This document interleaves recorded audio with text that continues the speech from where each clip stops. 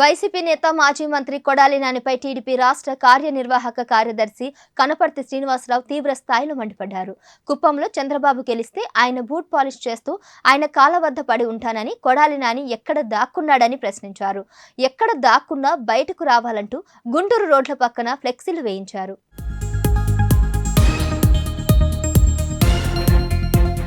వస్తే రాజ్యం పోతే సైన్యం అన్నట్లుగా జగన్ రెడ్డి వ్యవహారం ఉందన్నారు టీడీపీ నేత కనపర్తి శ్రీనివాసరావు. ఒక పక్క నా ఎస్సీలు, నా బీసీలు అంటూ దీర్ఘాలు తీస్తున్నారని, అయితే ఆచరణలో మాత్రం సొంత సామాజిక వర్గానికే పెద్దపీట వేస్తున్నారని మండిపడ్డారు.